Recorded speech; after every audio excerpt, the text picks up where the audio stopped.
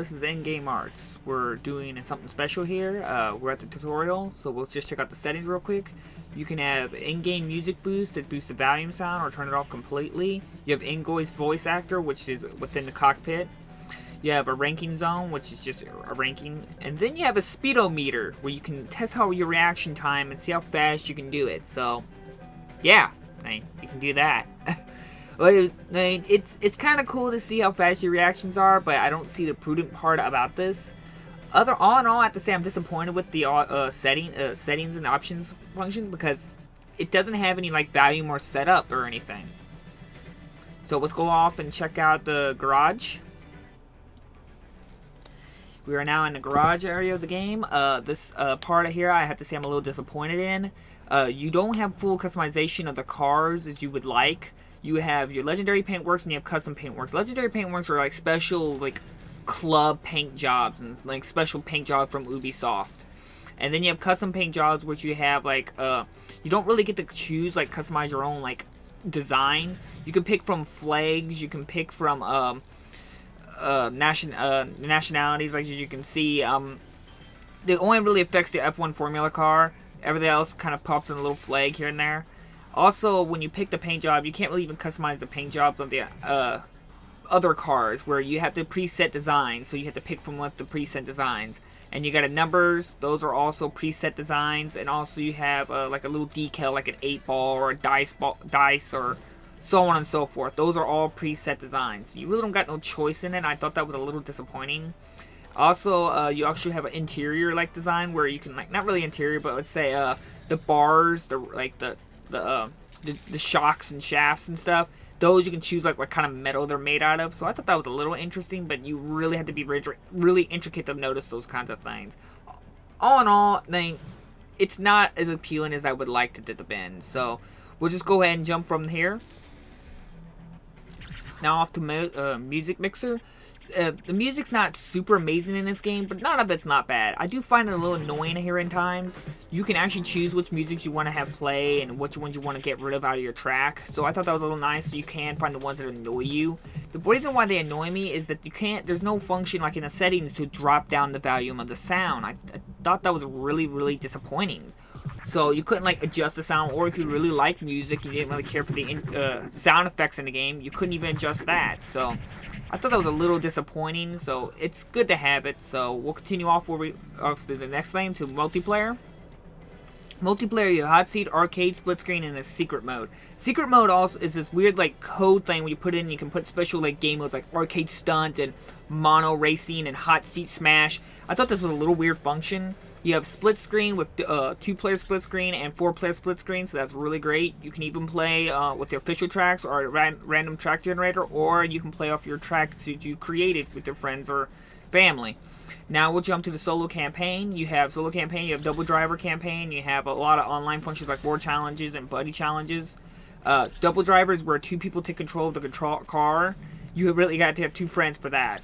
And then you have single experience. Of course, you go through the series and it gets harder as you play. You shoot for a bronze, silver, gold, and there's a secret hidden one called the Master Track Racer, which is a green one. Those are really difficult and you gotta give a lot of time to it.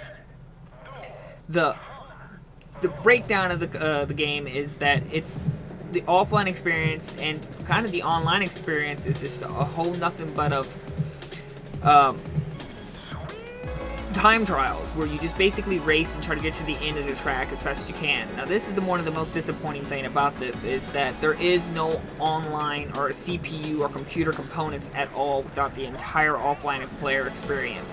This game relies really heavily off of playing with friends and family or going online. So keep that in mind when you're playing it. So if you're a fan of time trials and trial and error races, this is something for you. But if you're someone who likes to have like 6 races against computer and have some really hardcore race going on, then it does have circuit racing, so don't worry about that. But it's not as prudent as time trials, where you just get voiced to one end to the other. So keep that in mind. All in all, it's not bad. It's just, you would have liked to have a little bit of a variety here playing there. you're gonna mess up a lot in the game. So they have a function where you can hit the circle, which starts you all the way from the very beginning, kind of like where you messed up, and then there's no load time. So I thought that was really nice. So it jumps you right immediately to beginning of the race. Or you can hit the triangle button, which immediately takes you to the nearest checkpoint. This would have been fine on the time trials, but the only problem is when you hit triangle, it's not like rewinding time. You just restart from the last checkpoint. So you don't recover from how much you messed up. So basically, it's a useless button to use, almost period, because you're gonna have to start off from the ground up with no speed whatsoever. So you're gonna be constantly hitting the circle button. All in all, it's a fun experience, but it could have been a little bit better in my opinion. So we're gonna go ahead and jump into the meat and grind of this entire experience, and that is the track builder. Here we are at track building. You can create and manage your tracks. You can look at your tracks, do what you want to do with your tracks, edit the tracks and stuff. And then you got your canyon, your valley, down dirt, you got lagoon, roller coaster, and then you got your stadium. Each one has a different car and different play style. You have an advanced mode, normal mode, beginner mode, and random generator. I recommend highly just starting off on normal mode, and then don't get used to it, but go to advanced mode. On a normal mode, you can switch on the other ones. All of them actually. You can choose between what time of the day is it, sunrise, day and night. You can check on normal mode. You can choose from like kind of what setting you have. Like, is it rocky? Is it mountains? Is it an empty space? You can do alterations to it and stuff when you go ahead and select one. So let's go ahead and jump into creating in normal mode. Normal mode is a basic setup where you pick selected tiles and just lay it out in the preset design style. It's a lot better to get used to making designs of your tracks. But don't get comfortable for it. Like I said, it's best to try to learn, just get an idea of how the system works, and then immediately jump to advanced mode. Now this footage here has been sped up, obviously, to show you the quick designs of how to build a track. As I've said, it's a good learning basis, but don't get used to it because it does change its controllers in advanced mode. Where in advanced mode, you got to pretty much design everything by hand, where it doesn't got no preset design. You do have to make a finishing point in the game, and you do have to validate your track by racing it.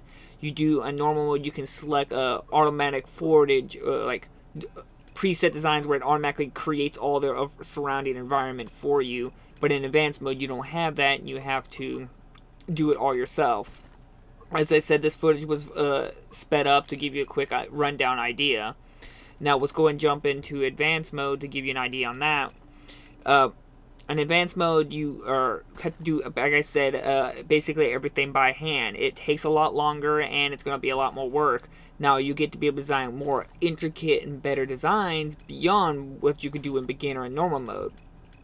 As an advanced warning, that if you're wanting to make a circuit racing track, let's say ones you do like 3 laps or something like that, you can only do those on advanced mode. You cannot make circuit racings on normal or beginner. I thought this was really weird, and it took me forever to figure out how to make a circuit race because I couldn't believe you could not make one on a normal or beginner. So if you're very interested in making a circuit race, then you better practice advanced mode really quickly.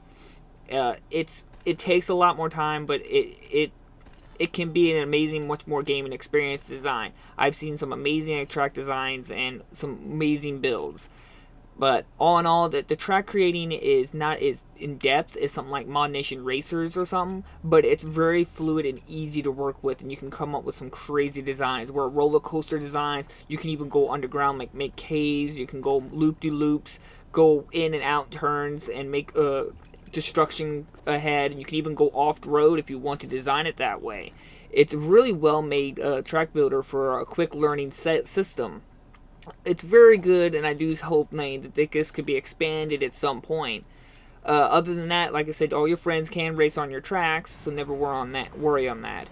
So all in all, the entire game is a great gaming experience. Here's now me playing with the split screen with my brother. As I've said, it's a great experience. It's not a full price game, and it functions great, and it's got a lot of online and offline and gaming experience for you. I do recommend it as a green light pickup. So give it a shot if you want to. I do recommend you make sure you have friends and family you can play online and offline with. It's really heavily on that with 2-player and 4-player split screen. So, thank you all for watching. Hit that like and subscribe button. I'll leave descriptions down below if you're interested in buying a copy. So, thank you all for watching, and I'll see you all in the next episode. Bye-bye!